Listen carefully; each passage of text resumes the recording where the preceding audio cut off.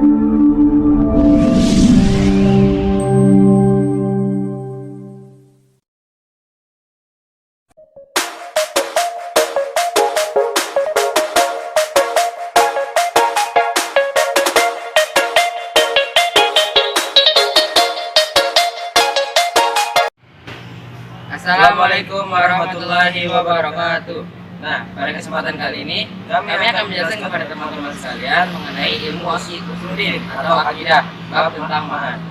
Nah, teman-teman sekalian tahu nggak siapa itu ma'ad? Ma'ad secara definisi bahasanya ialah tempat kembali. Dan secara istilah adalah keyakinan bahwa adanya hari kebangkitan, pembalasan serta hisaban. Nah, di dalam ma'ad ini ada 4 dalil akli dan 2 dalil nakli. Nah, dalil yang pertama itu bertemakan tentang keadilan Tuhan. Sedangkan dalil yang kedua mengenai hikmah Tuhan. Dalil yang ketiga adalah fitrah manusia. Dan dalil keempat adanya kabar gembira serta ancaman. Dalil yang pertama adalah keadilan Tuhan. Nah, manusia mengetahui bahwa orang yang berakal pasti tidak sama dengan orang yang tidak berakal.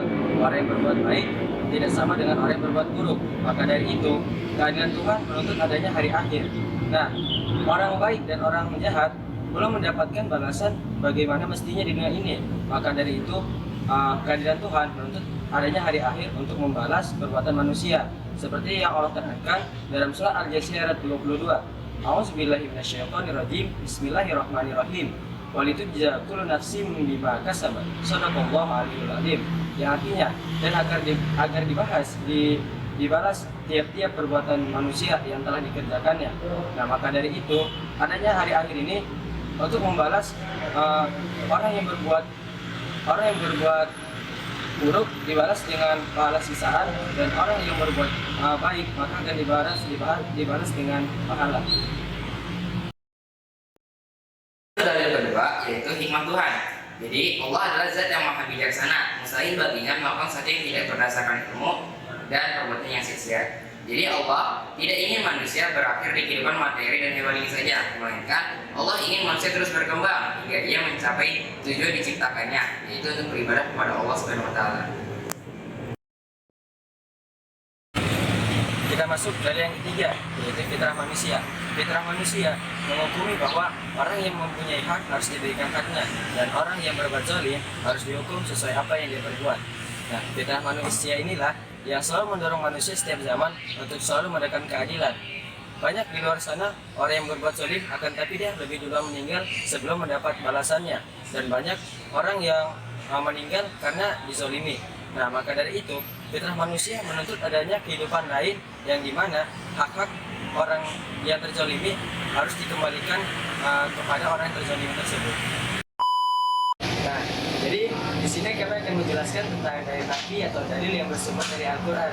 Terdapat 2 dalil nakli, yaitu dari surah Al-Mu'minun ayat 21 Dan surat Yasin ayat 81.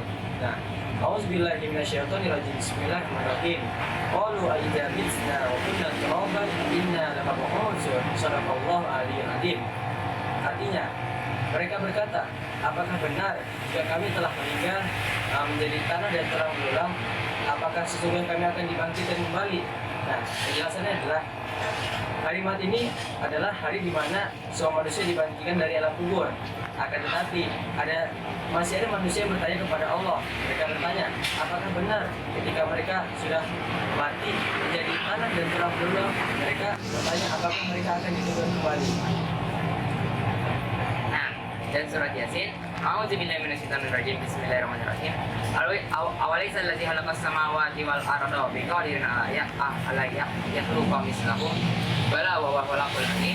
Yang artinya, bukankah Allah yang menciptakan langit dan bumi mampu menciptakan yang serupa dengannya, yaitu langit dan bumi? Bala, tentu, karena Allah adalah zat yang maha mengetahui lagi maha pencipta.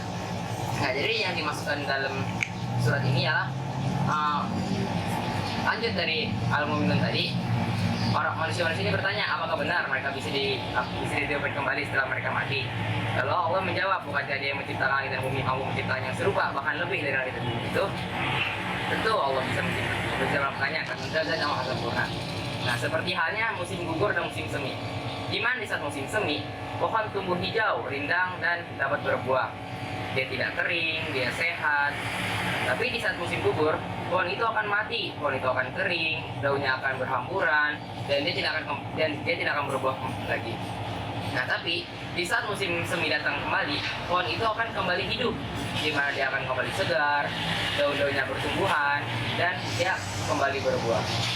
Nah, seperti itulah manusia dapat dihidupkan kembali, seperti halnya pohon yang dimana Allah mampu mematikan dan menghidupkannya kembali, dan seperti juga manusia, dia mampu menghidupkan kembali di hari akhir.